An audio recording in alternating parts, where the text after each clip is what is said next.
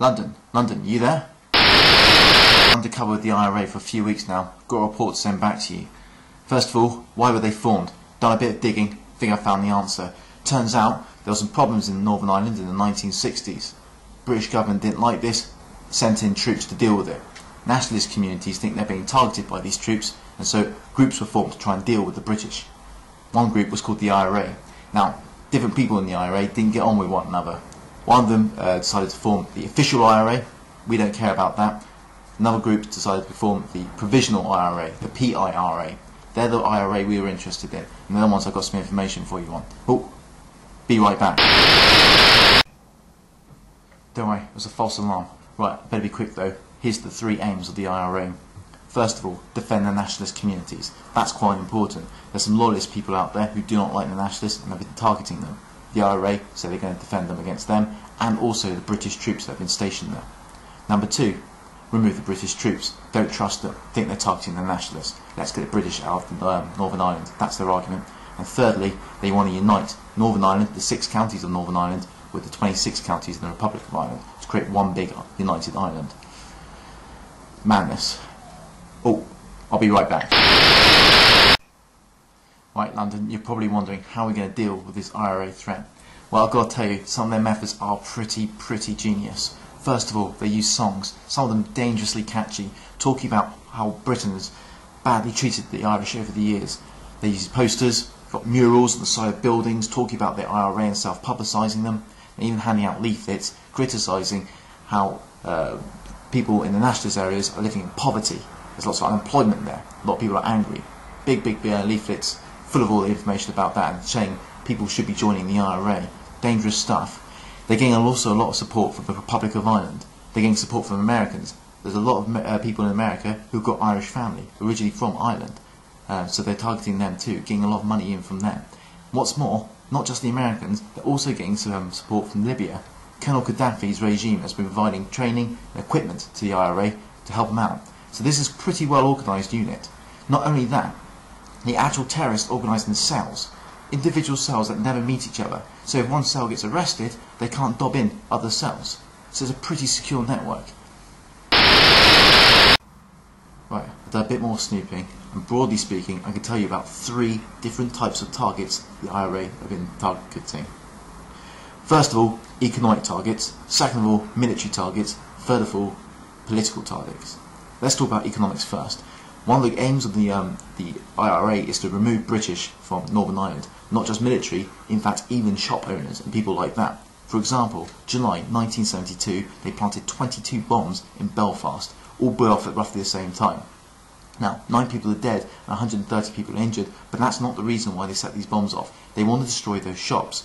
Those shops get damaged, British owners of those shops go back to Britain. That was the plan. And it's not just in Northern Ireland these attacks have been happening. In 1996, in Manchester, £700 million worth of damage is caused by a couple of car bombs. 212 people are injured in these attacks. In the Docklands, in London, a financial district, £100 million worth of damage caused by IRA bombs. 2 people were killed in that attack. So these are targets against economic places to try and affect the money supply to London, and also to try and get people out of Northern Ireland. Quite clever. The military targets are a little bit more sinister. They're all about trying to target British military in Northern Ireland. For example, October 1974, a bomb placed in a Guildford pub in Britain kills 4 soldiers and 1 civilian, trying to scare the British military. August 1979, it gets worse. Warren Point in County Down is ambushed. Troops are on patrol, ambushed on their patrol. 18 soldiers are killed, 2 bombs go off during that patrol. In Enniskillen, in Northern Ireland, in 1987, on Remembrance Day, 7 people are killed whilst they're remembering British military successes in the past. This is quite brutal stuff. Next up, political targets. In November 1978, the Deputy Governor of the Maze Prison in Northern Ireland is assassinated on the doorstep of his home. Why they target him? Remember, the Maze Prison is where the hunger strikers from the IRA died, so he's a key target for them. Next up, 1979, we have Lord Mountbatten fishing on the waters of the Republic of Ireland. His fishing boat is blown up. Good target because he's a member of the royal family, so it puts pressure on the British government. Finally, if you really want to put pressure on the British government, 1984, the Conservative Party get together in Brighton, in a hotel, to have a conference. They do it every year. A bomb is planted in the hope of blowing up Margaret Thatcher, the British Prime Minister. It detonates, but she survives, although several Conservative MPs are killed and injured. These people are targeting economic targets, military targets and political targets to try and achieve their aim, removing British influence from Northern Ireland. Right, I haven't got long.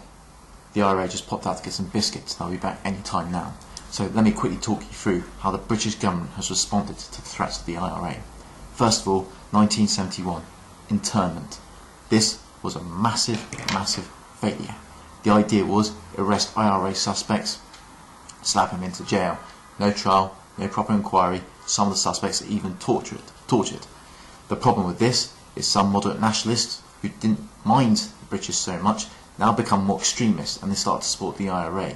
What's more, we get more protests because of this. It's like the nationalists are being purposely targeted by the British when the British should be protecting everyone in Northern Ireland. Bloody Sunday Massacre in 1979. Some nationalists protesting against the heavy-handed use of British troops. 13 unarmed protesters are shot down. Terrible massacre. The IRA it's great for them because they got a really good propaganda victory out of it. A lot more people start to support the IRA. However, things look up in 1976 when the British government appoint Roy Mason as the Minister of Northern Ireland. This works on a couple of levels. First of all, he increases British security in Northern Ireland by sending in more troops. Not only that, he uses the SAS to target suspected IRA suspects. He's even starting to pay potential snitches to inform on the IRA so the British government knows when an attack is about to happen. This works really well because the numbers of deaths caused by the IRA actually drops during Roy Mason's time. In fact, I heard Martin McGuinness say earlier that Roy Mason kicked the crap out of us. Right, so that's Roy Mason done. In the 1980s though, things start to go a little bit dodgy again. We're still using covert operations. The RUC, the Northern Irish Police Force, the MI5, the British Intelligence Agency, and the SAS are still targeting IRA suspects. It starts to work. In 1983 there's a plot to assassinate the Prince and Princess of Wales in a theatre. It's foiled due to the work of the MI5. However, the year before that, 1982, the RUC are following up a lead about suspected IRA terrorists. 6 of them are killed in an exchange. Those 6 were unarmed. So 6 unarmed IRA suspects killed by the RUC. That's a bad propaganda story for the British government. What's worse, 1988, the SAS are sent to Gibraltar to hunt down some IRA suspects. 3 of them are killed. Again, they were unarmed. Bad publicity for the British government. What's worse, more people start to support the IRA as they realise that the British are actually acting like oppressors, just forcefully keeping the Irish down using heavy-handed tactics. It's not looking good. What Margaret Thatcher does in the 1980s to deal with the growing interest in the IRA is to incorporate a media blackout. What this means is the BBC and ITV News aren't allowed to interview Sinn Féin or IRA representatives on television. What the BBC and ITV do instead is they interview them but cover up their faces, and they get actors to say the words that they used. This actually increases interest in the British public about the IRA, not just in Britain but also in America too. It's during this period that Bill Clinton, the American president, decides to invite Gerry Adams to America to discuss their problems. Gerry Adams is becoming more and more important man, as we're about to find out. I think they're back. Shh. Phew. Just the postman. Right, last thing I'll talk to you about is the Good Friday Agreement. Now, the British and the Irish groups have been discussing this secretly beforehand, and eventually we get a big announcement in 1998 that the agreement had been signed, the Good Friday Agreement.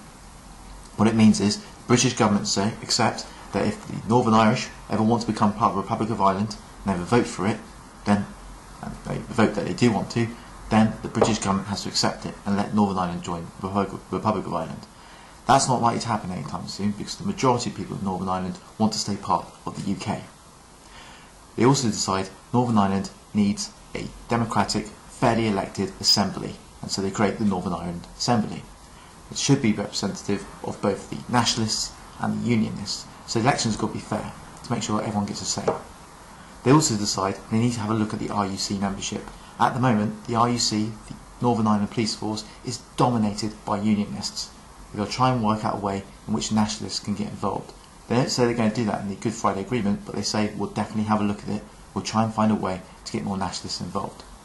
So, what does the IRA have to do as part of this agreement? Well, they agreed not to use violence, a massive step in the history of the IRA. They're not going to use violence to get what they want. Instead, they're going to use the democratic process.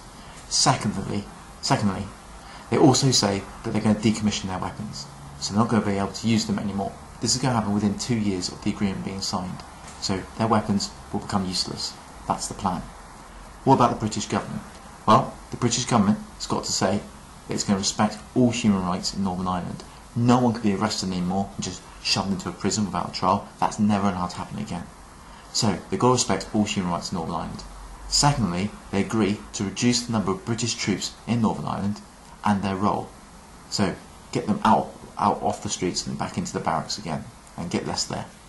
Lastly, they agree, and this is a controversial one, many people didn't like this in Britain, they agree to release some IRA prisoners if the IRA would keep to the agreement of the ceasefire, so no more violence. If the IRA stop using their violence, then yeah, some IRA prisoners will be released into the public again. So, that in essence was the Good Friday Agreement. But the reason why we get that agreement is the key role of two key men. It's very key. Gerry Adams and Martin McGuinness. Now, here's a little bit about Gerry Adams. He was actually a bit of a veteran of the Republican movement. In 1971, he is arrested in the internment process, being suspected of being linked to the IRA. He always denies that he actually was part of the IRA. Always denies it. But most people don't believe him. In 1972, when the IRA have secret talks, and Sinn Féin are there too, when they have secret talks with the British government, which fail, he's there. As is Martin McGuinness. We'll get to him in a second. 1973, he's rearrested, found courts trying to help IRA suspects escape prison. In the 1980s, he starts to look for peace. He says, right, we need to start discussing things. Let's go for a political solution. And so he becomes a bit more prominent in Sinn Féin. In 1994, having been banned from speaking on British news programmes, he actually gets a visa to go to USA to meet with Bill Clinton, the US President. The British government aren't happy with this at all, but there's nothing they can do about it, and he gets to go to Britain. Finally, in 1998, after the Good Friday Agreement, Gerry Adams is able to convince 90% of Sinn Féin to take part in Northern Ireland Assembly elections. 90%. That's quite an achievement for a group that said, our aims are, let's get Britain out of Northern Ireland and let's make Northern Ireland part of the Republic of Ireland. He has to convince 90% of those, and does convince 90% of those that no, let's just join the Northern Ireland Assembly for now. So that's Gerry Adams, quite an important figure in the IRA because of the influence he holds, the fact that he's able to convince the people of the IRA and Sinn Féin to go for the peaceful route. What about Martin McGuinness? Now Martin McGuinness is slightly different because he is one of the higher-ups of the IRA. He's one of the lead commanders. So technically he should be one of the people who are for violence all the way. He joins in 1970. In 1972 though, he's part of those talks with Gerry Adams, like I've already said. Becomes the most senior member of the IRA, senior commander, and in the 80s and 90s becomes the chief negotiator for the IRA when they have their secret talks with the British government. Eventually, he also is crucial in trying to encourage the IRA to adopt peaceful methods and abandon violence, and so much so he becomes involved in the Northern Ireland Assemblies. He gets elected in 1998 and later on becomes Deputy First Minister, the second most important role in Northern Ireland. Once a key man in the IRA, now a key politician in Northern Ireland. Oh god, they're back.